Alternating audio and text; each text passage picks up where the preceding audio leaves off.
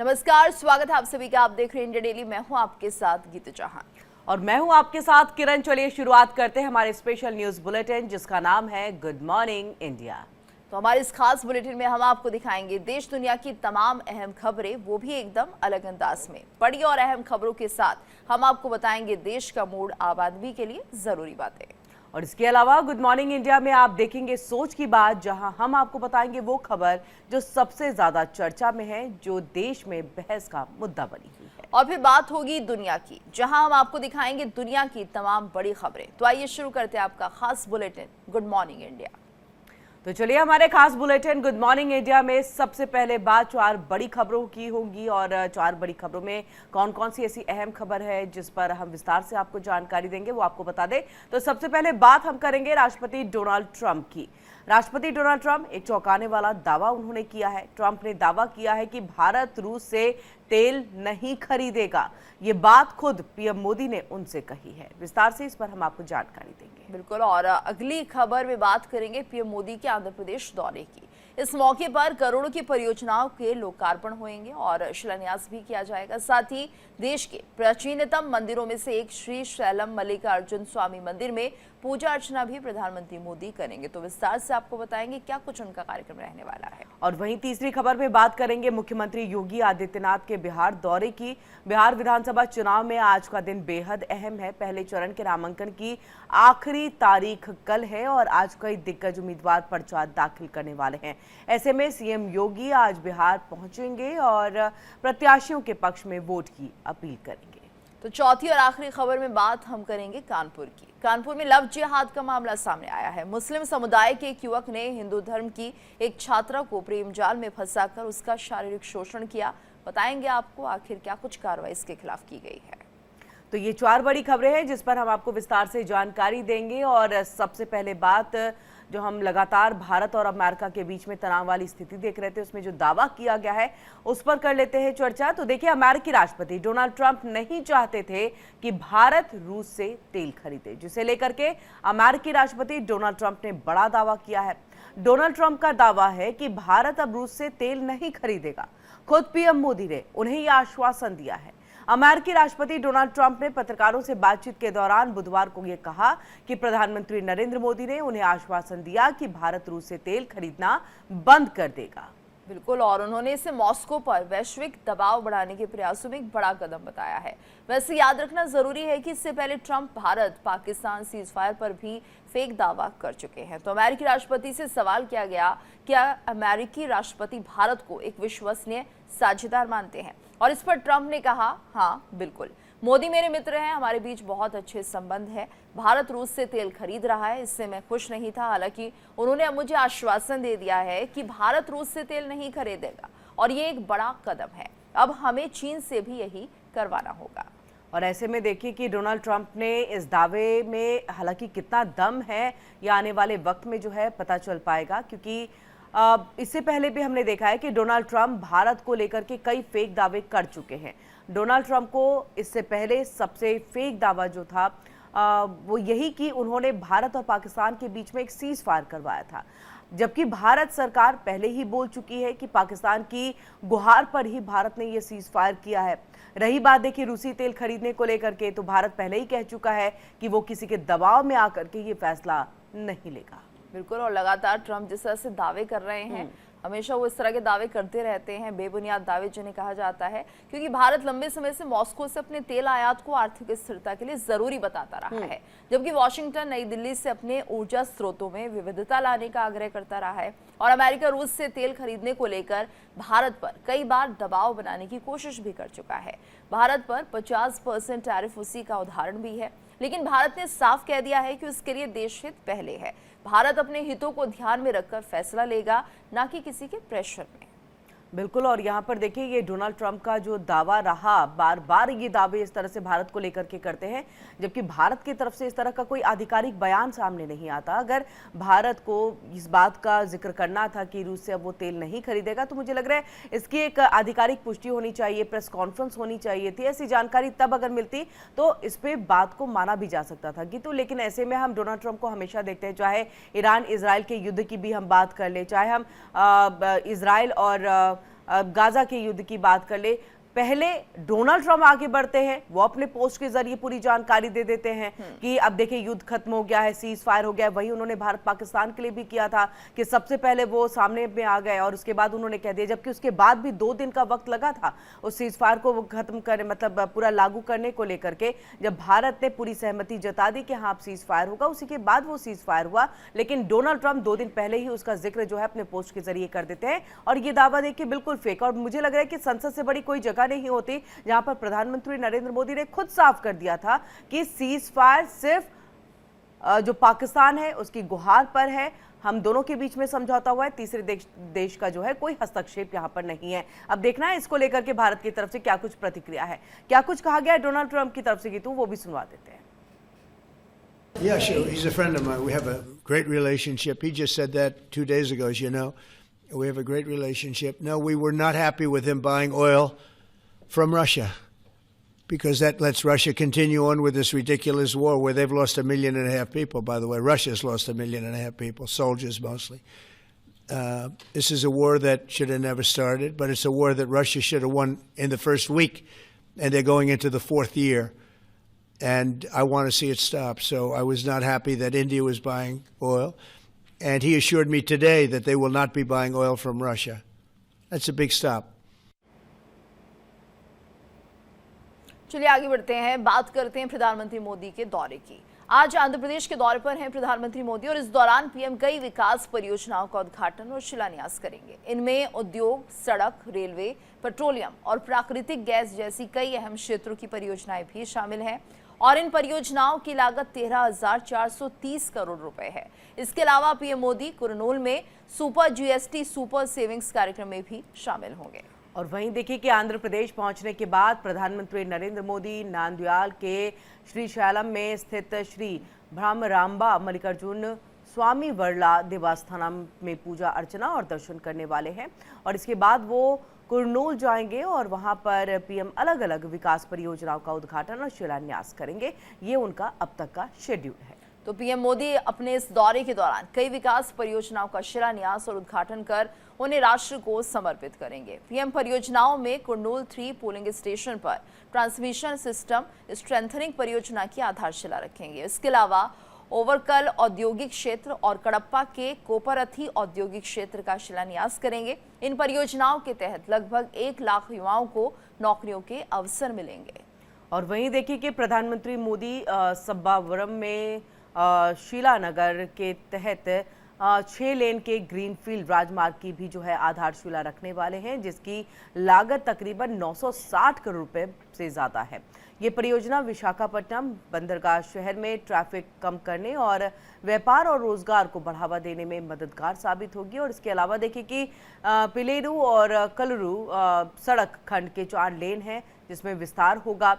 कडपा नेरलोर सीमा की भी हम बात कर ले तो सीएस पुरम तक चौड़ीकरण जो है उसका काम किया जाएगा। वहीं गुडीवाड़ा नुजेला रेलवे स्टेशनों के बीच में 4 लेन के रेल ओवर ब्रिज का भी उद्घाटन जो है वो प्रधानमंत्री आज करने जा रहे हैं। और ये भी बताया जा रहा है कि पीएम मोदी 1200 करोड़ रुपए से ज्यादा की रेलवे परियोजनाओं का शिलान्यास और उद्घाटन करेंगे।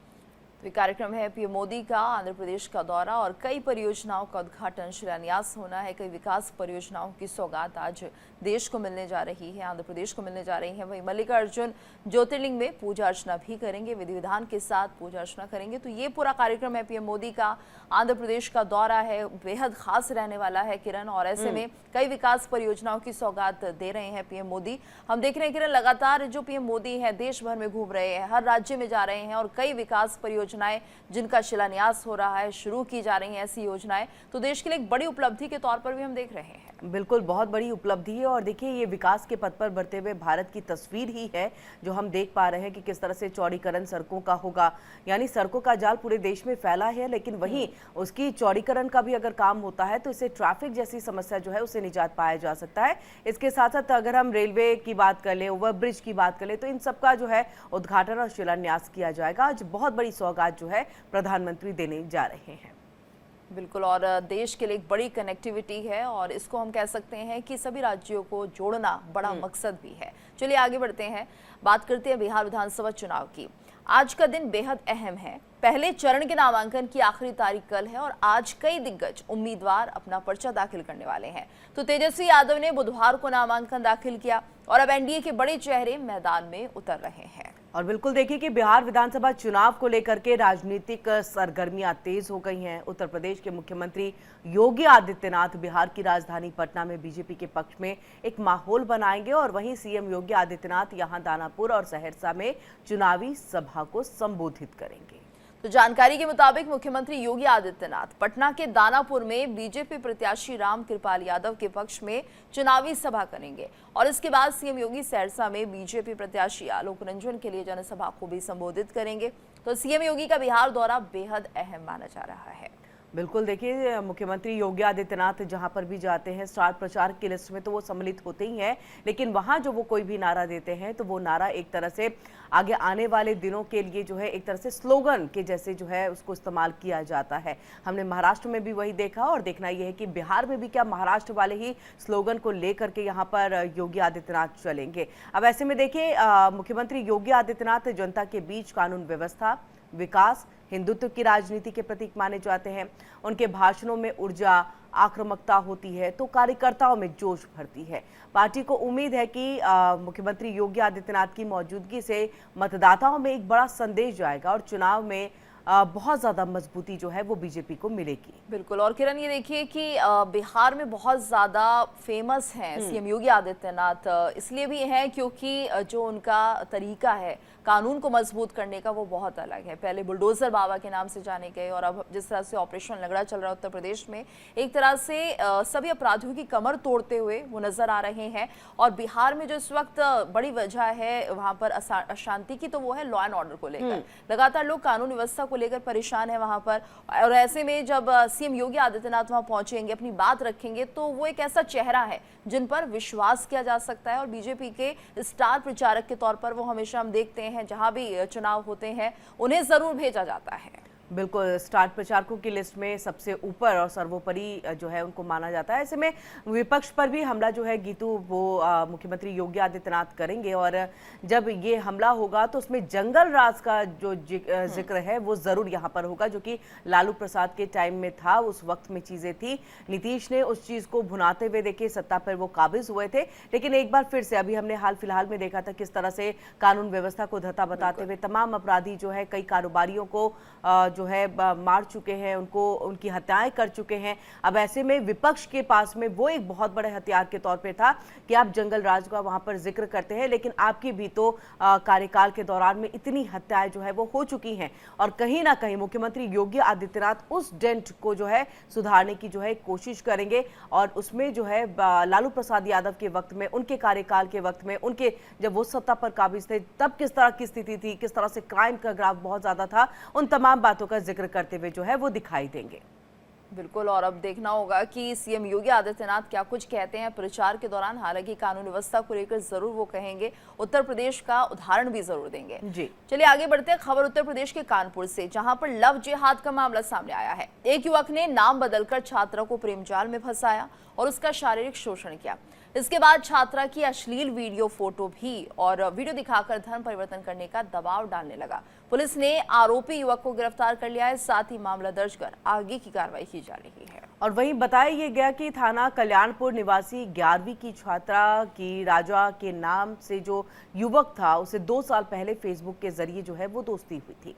धीरे धीरे दोस्ती प्यार में बदल गई, एक साथ घूमना फिरना ऐसा होने लगा। युवक का असली नाम नियाज अहमद खान था। जब छात्रा को लड़की की असलियत पता चली तो उसने नियाज को खरी खोटी सुनाई और इसके बाद ही ये अब इस तरह की तस्वीर सामने आई है जिसमें ये क्राइम निकल करके आया।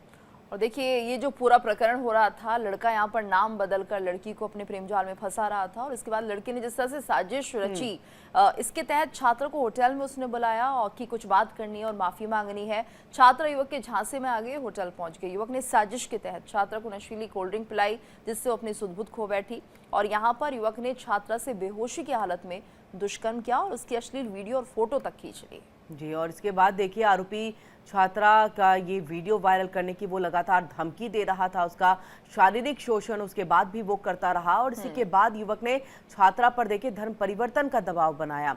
युवक को जो उसकी हरकतें थी उससे परेशान होकर के इस छात्रा ने परिजनों को अपनी सारी आपबीती जो है वो बताया कि किस तरह से वो इस जाल में फंस गई है। अब इसके बाद परिजन जो है वो पीड़िता को लेकर के थाना रावतपुर पहुंचते हैं, जहां पर शिकायत दर्ज कराते हैं। बिल्कुल, और यहाँ पर जब शिकायत दर्ज कराने के लिए पहुंचे तो पहले तो पुलिस ने यहाँ पर शिकायत दर्ज करने से इनकार किया, लेकिन पुलिस ने छात्रा पर ही आरोप मढ़ दिया और थाने से भगाया। तो थाने से निराशा हाथ लगने के बाद छात्रा के परिजनों ने पुलिस कमिश्नर से इंसाफ की गुहार लगाई है।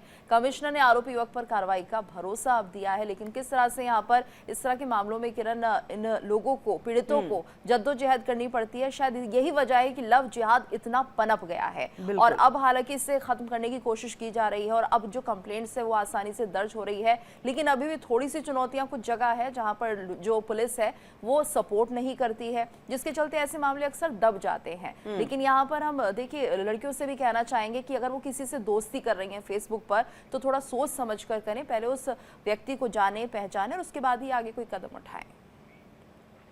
लड़की है 20 वर्ष की, इसने थाना कल्याणपुर में आकर बताया कि उसका 2 वर्ष पूर्व फेसबुक के माध्यम से एक लड़के का से संबंध हुए, दोस्ती हुई, जिसने अपना नाम देवी राज बताया और उससे दोस्ती के क्रम में वो उसके साथ बता रहे हैं कि उसको एक गेस्ट हाउस में ले गया जो कि Kalyanpur Dwivedi mention guest house है, उसमें ले गया और कोल्ड ड्रिंक में कोई नशीला पदार्थ पिलाकर उसके साथ दुष्कर्म किया। ये सूचना जब पुलिस के पास आई तो पुलिस ने अपनी टीमें एक्टिवेट करी। फेसबुक से जो तरीके हमारे होते हैं उस तरह से हमने इसका निकाल के उसका पता निकाला, उसका फ़ोन नंबर निकाला और आज हमारी टीम ने उसको अरेस्ट कर लिया है। और उस पूछताछ में ये पता चला कि वो असली नाम उसका नियाज़ है और रावतपुर का रहने वाला है। तो इसमें हम लोग संगीन धाराओं में केस दर्ज करके अग्रिम कार्रवाई करेंगे। और ज़्यादा जानकारी के लिए हमारे साथ हमारे संवाददाता अभय श्रीवास्तव जुड़ चुके हैं। अभय, जिस तरह से ये एक प्रकरण सामने आया, ऐसी कई घटनाएं सामने आती हैं, लेकिन पुलिस की कार्यप्रणाली पर भी हमने देखा है कि सवाल उठे हैं, क्योंकि जब शुरुआती दौर में पीड़िता जाती है, उनके परिजन साथ में जाते हैं, उन्हें हटा दिया जाता है, भगा दिया जाता है। उसके बाद कमिश्नर जो है वो सारी चीज़ों का संज्ञान लेते हैं और कार्रवाई यहाँ पर होती है। हम चाहेंगे डिटेल में, विस्तार में आप पूरी जानकारी दें। तो बिल्कुल आपको बता दूं, जो पूरा मामला है ये रावतपुर थाना क्षेत्र का मामला है। यहाँ पर जो बेबी राजा नाम से एक अकाउंट बनाया गया, फेसबुक पर इसकी आईडी बनाई गई और इसमें जो नियाज अहमद नाम का युवक है, इसने अपनी पहचान छुपाते हुए एक जो छात्रा है उससे अपनी पहले दोस्ती करने के बाद उसको प्रेम जाल में फंसाया और फिर होटल में उसके साथ दुष्कर्म की वारदात को अंजाम दिया। कहीं ना कहीं लव जिहाद के मामलों पर जहाँ सरकार सख्त अपना रही है, ऐसे में एक के बाद एक कहीं ना कहीं से मामले ये निकल के सामने आते हैं, जहाँ पर देखने को मिलता है कि कोई जो मुस्लिम युवक है वो अपनी पहचान छुपा रहा है और दूसरे नाम से आईडी बनाकर जो युवतियां हैं उनको फंसा रहा है। कहीं ना कहीं कानपुर में ये मामला संज्ञान में आने के बाद जो अधिकारी है वो तुरंत एक्टिव हुए। तो हालांकि जो थाना की कार्यप्रणाली थी उसका सवाल जरूर रहे होते हैं, क्योंकि जो पीड़िता है वो लगातार थाने जा रही थी, पुलिस चौकी जा रही थी, तो जो स्थानीय पुलिस है उससे शिकायत कर रही थी, लेकिन जो पुलिसकर्मी है उन्होंने मामले पर संज्ञान नहीं लिया और उसको थाने से टरका दिया गया। इसके बाद जब मामला अधिकारियों के संज्ञान में आया तब इस पूरे मामले पर जो FIR दर्ज करने के निर्देश दिए गए हैं।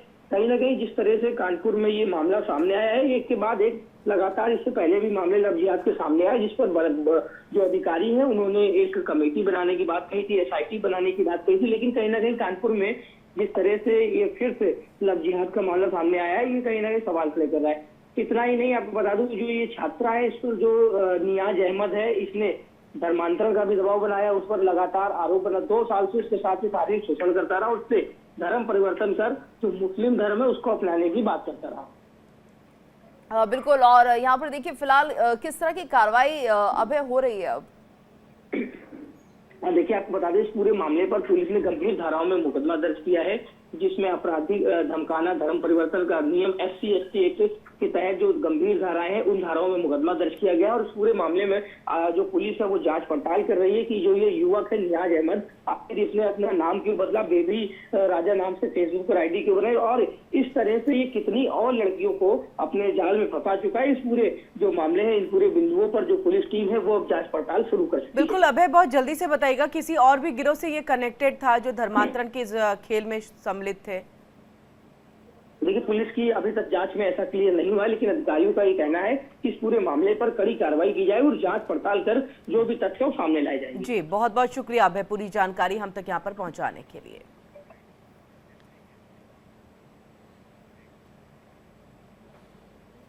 चलिए आगे बढ़ते हैं, बात करते हैं अगली खबर की। पंडित धीरेन्द्र शास्त्री इन दिनों मथुरा दौरे पर हैं। ऐसे में उन्होंने कई मुद्दों पर हमारे संवाददाता प्रेम कौशिक से खास बातचीत की है।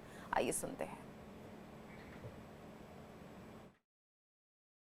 कैसा कार्यक्रम रहा आपके? द्वारकाधीश भगवान की जय, मथुराधीश भगवान की जय, कृष्ण जन्मभूमि की जय। संपूर्ण ब्रजवासियों की सानिध्यता में, संपूर्ण मथुरावासियों की सानिध्यता में, ठाकुर जी के अनुकंपा से, महाराज जी के सहयोग से और आप श्री की बहुत अथक प्रयास, प्रयत्न, मेहनत से आज का जो आयोजन था अक्षत महोत्सव बहुत भव्य हुआ, दिव्य हुआ।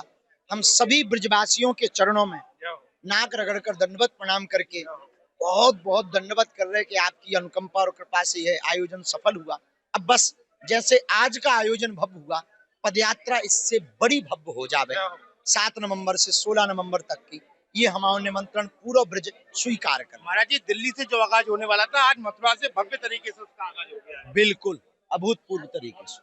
महाराज जी, और क्या संदेश देना चाहेंगे इस पदयात्रा के जरिए? इसके बाद बस अंत में यही कहना, सामाजिक समरसता हो, देश में एकता हो, हिंदू प्रबल हो, हिंदू मुखर हो और हिंदुओं में एकता हो, भारत हिंदू राष्ट्र हो, यमुना मैया शुद्ध हो, गौ माता गो अभ्यारण्य बने, गौ संवर्धन हो, गौ माता राष्ट्र माता हो, यही मंगल कामना। आप जन्मभूमि दर्शन करने गए थे? बिल्कुल गए थे और हम कह के भी आए, कृष्ण लला हम आएंगे, हम सब मंदिर भव्य बनाएंगे। दिवाली को लेकर क्या कहेंगे आप? आशीर्वाद, शुभकामनाएं। ठीक है, ये हमारे साथी धीरेन्द्र शास्त्री जी, जिन्होंने बताया कि आज के कार्यक्रम के बारे में कि किस तरह का इनका भव्य और दिव्य ये कार्यक्रम रहा है। Prem Kaushik, India Daily, Mathura. Video viral है, वो है मुंबई का।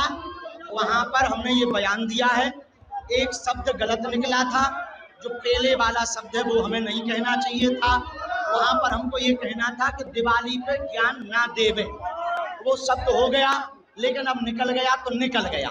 हम फिर कहेंगे, पटाखे केवल दिवाली पर भर ही नहीं जलते, 1 जनवरी को भी जलते हैं, 25 दिसंबर को भी क्रिसमस डे है शायद, उस दिन भी जलते हैं।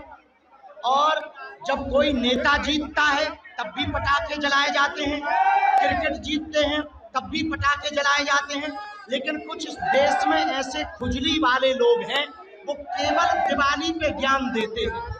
हमने उनको कहा है कि केवल दीपावली पे ज्ञान ना दें, पटाखों के लिए यदि ज्ञान देंगे तो हम तुमको तुम्हारी ठठरी मारेंगे, विवाद में मत करिए।